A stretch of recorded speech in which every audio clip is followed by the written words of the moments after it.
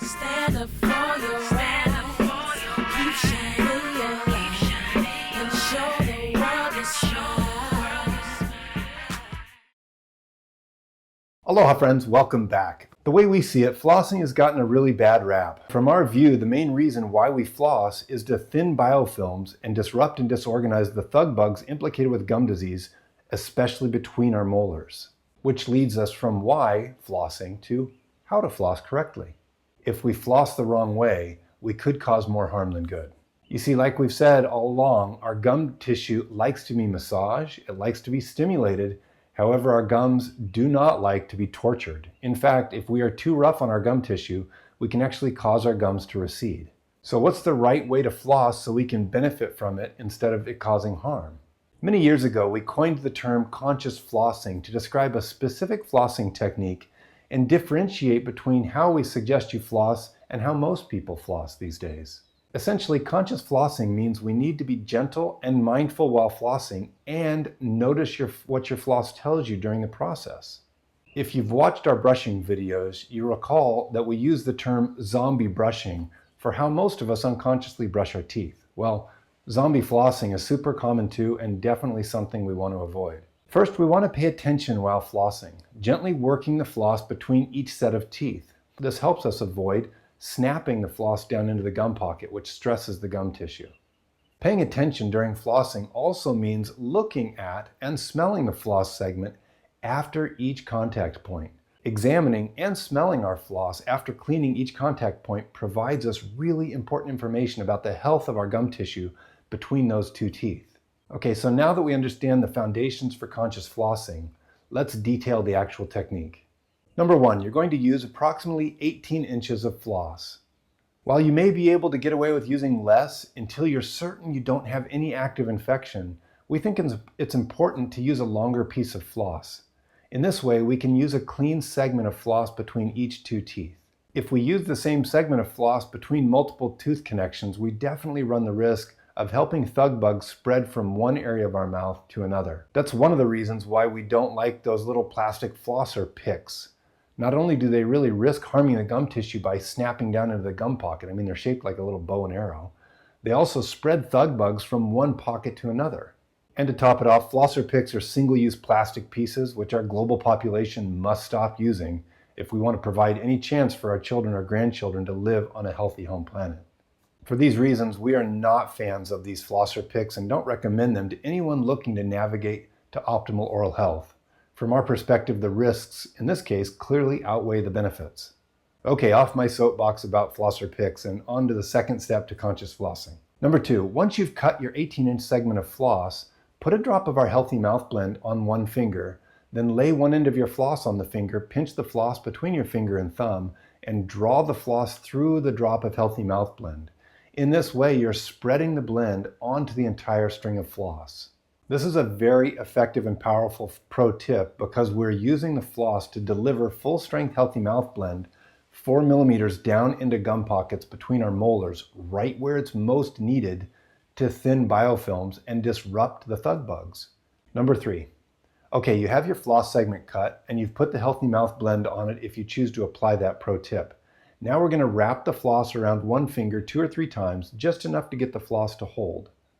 If you really don't like the feeling of wrapping it around your finger or have young children who find this difficult, here's another great flossing strategy that a customer named Megan C. shared with us. You can tie the floss into a circle like this. With the floss tied, you can now work around the circle using a little each time. This saves you from having to do much wrapping and unwrapping around your fingers. Choose whichever method works best for you. Now we're going to gently work the floss segment between two teeth. Once it's in there, we have 2 surfaces to clean, one on each tooth. Here are some flossing technique pointers to keep in mind. We want to hold the floss firmly, but not super tight. In this way, we can wrap the floss around each tooth or hug the tooth with the floss, kind of like in the shape of a capital C. This helps the floss to touch more of the tooth surface than if we held the string too tightly. We want to move the floss up and down 3 to 4 times on each side into each gum pocket. Also, when switching sides from one side to the other of that contact, be conscious to lift the floss over the gum tissue that's between the two teeth you're cleaning. It's most obvious in our front teeth, but our gum tissue comes up in a little triangle shape between each of our teeth. So we want to lift the floss up and over the gum tissue instead of trying to drag the floss straight across from one pocket to the other. One last point here, be gentle yet firm. We want to follow the tooth down and take the floss as deeply into the gum pocket as we comfortably can.